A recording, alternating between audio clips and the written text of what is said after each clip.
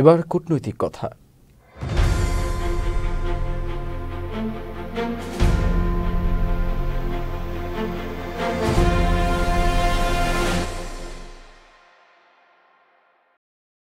ষষ্ঠ বিমস্টেক শীর্ষ সম্মেলনে অংশ নিতে ৩ এপ্রিল থাইল্যান্ডের রাজধানী ব্যাংককে যান প্রধান উপদেষ্টা।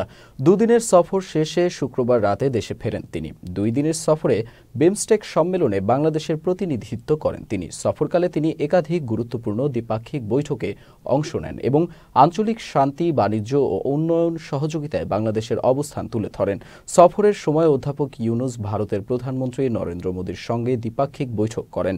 তাছাড়া তিনি থাইল্যান্ড, ভুটান ও শ্রীলঙ্কার প্রধানমন্ত্রীর সঙ্গে এবং বিমস্টেক মহাসচিব ইন্দ্রা মণি পান্ডের সঙ্গেও বৈঠক করেন। এ সময় ড ইউনূসের সঙ্গে সাক্ষাৎ করেন থাইল্যান্ডের সামাজিক উন্নয়ন ও মানব সুরক্ষা মন্ত্রী ভারাউত শিলপার্চা এবং প্রধানমন্ত্রীর কার্যালয়ের সংযুক্ত মন্ত্রী জিরাপর্ণ সিন্ধুপ্রাই। বাংলাদেশ আগামী ২ বছরের জন্য বিমস্টেকের চেয়ারম্যানের দায়িত্ব গ্রহণ করেছে। এই জোটের লক্ষ্য দক্ষিণ ও দক্ষিণ পূর্ব এশিয়া জুড়ে আঞ্চলিক সংযোগ, অর্থনৈতিক সহযোগিতা এবং উন্নয়ন বাড়ানো। বাংলাদেশ সরকারের প্রধান উপদেষ্টা ড ইউনূস এরই মধ্যে শীর্ষ সম্মেলনে বিমস্টেক নেতাদের সঙ্গে যোগ দেন। এরপর বিমস্টেক সদস্য রাষ্ট্রগুলোর সরকার প্রধানরা সর্বসম্মতিক্রমে ব্যাংকক ঘোষণাপত্র এবং বিমস্টেক ব্যাংকক ভিশন গ্রহণ করেন। পররাষ্ট্র মন্ত্রণালয় জানায়, প্রধান উপদেষ্টা তার বক্তব্যে বিমস্টেকের জন্য বাংলাদেশের দৃষ্টিভঙ্গি এবং অগ্রাধিকার বিষয়গুলো তুলে ধরেন।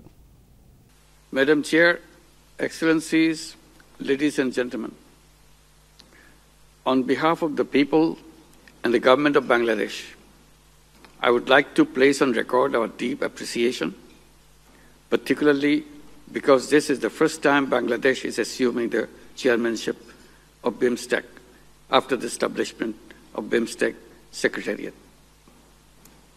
It is with great humility that I accept the onerous responsibility for Bangladesh to lead the organization as the new chair.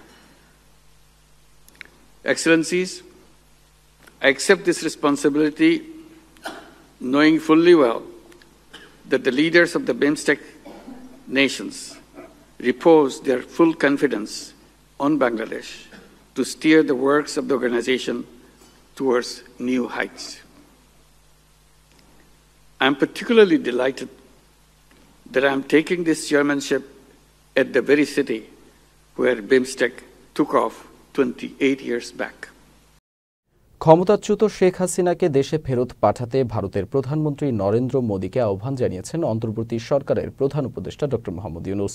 ব্যাংককে শাংরি-লা হোটেলে বিমস্টেক সম্মেলনে ফাঁকে এক বৈঠকে মিলিত হন ড ইউনূস ও নরেন্দ্র মোদী।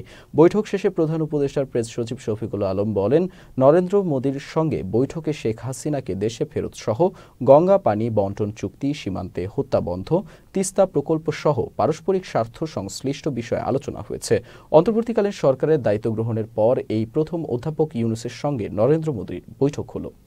চিফ অ্যাডভাইজার মহোদয় ইন্ডিয়া প্রধানমন্ত্রী শ্রী নরেন্দ্র মোদীর সাথে বৈঠক করেছেন এবং বৈঠকে আমাদের সাথে যে পারস্পরিক স্বার্থ সংশ্লিষ্ট যতগুলো ইস্যু ছিল সবগুলো নিয়ে কথা হয়েছে এবং আমরা আমাদের যেগুলো স্বার্থ সংশ্লিষ্ট যতগুলো বিষয় ছিল সবগুলো বিষয়ই আমাদের চিফ অ্যাডভাইজার মহোদয় সেই মিটিংয়ে বলেছেন।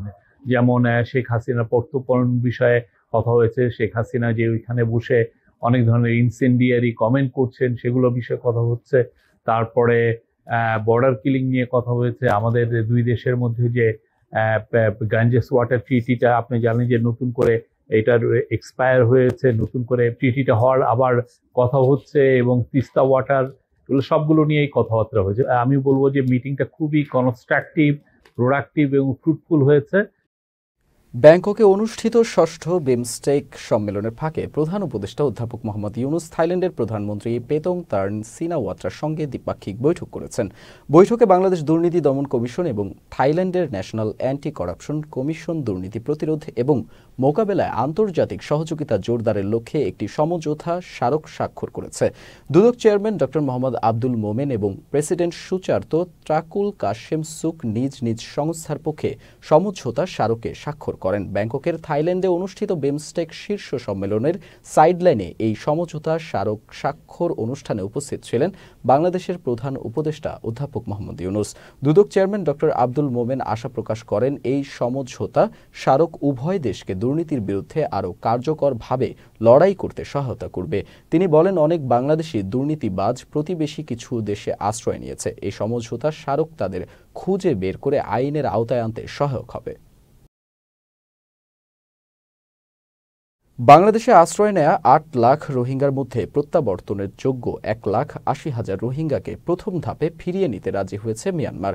ব্যাংককে ষষ্ঠ বিমস্টেক শীর্ষ সম্মেলনের ফাঁকে এক বৈঠকে মিয়ানমারের উপপ্রধানমন্ত্রী ও পররাষ্ট্রমন্ত্রী ইউ থান শোয়ে বাংলাদেশের প্রধান উপদেষ্টার উচ্চ প্রতিনিধি ডক্টর খলিলুর রহমানকে এ তথ্য জানান।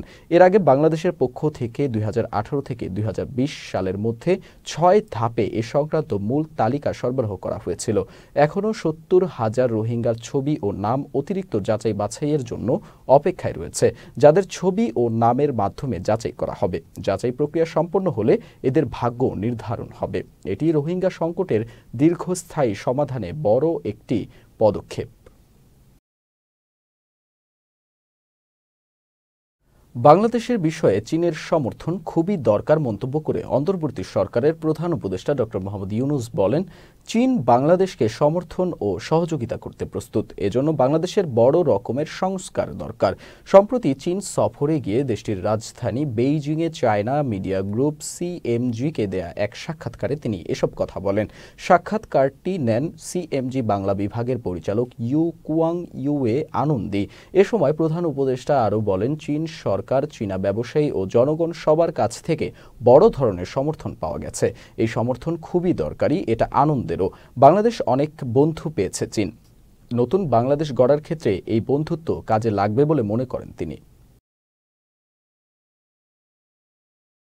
চীনের বেল্ট অ্যান্ড রোড উদ্যোগে সর্বোচ্চ গুরুত্ব দেয় বাংলাদেশ। দেশটির গণমাধ্যম সিজিটিএনকে দেয়া সাক্ষাৎকারে একথা বলেন প্রধান উপদেষ্টা ডক্টর মোহাম্মদ ইউনূস। সেই সঙ্গে তিনি জানান, বাংলাদেশে চাইনিজ সাংস্কৃতিক কেন্দ্র স্থাপনের জন্য প্রস্তাব দেওয়া হয়েছে। এর মাধ্যমে দুই দেশের সাংস্কৃতিক বিনিময় সম্ভব হবে। এ সময় প্রধান উপদেষ্টা বাংলাদেশে চীনের বিনিয়োগ এবং শিল্প কারখানা স্থানান্তর করার আহ্বান জানান। তিনি বলেন, এতে বাংলাদেশ সহ এই অঞ্চলের ভূমি পরিবেষ্টিত দেশ উপকৃত হবে।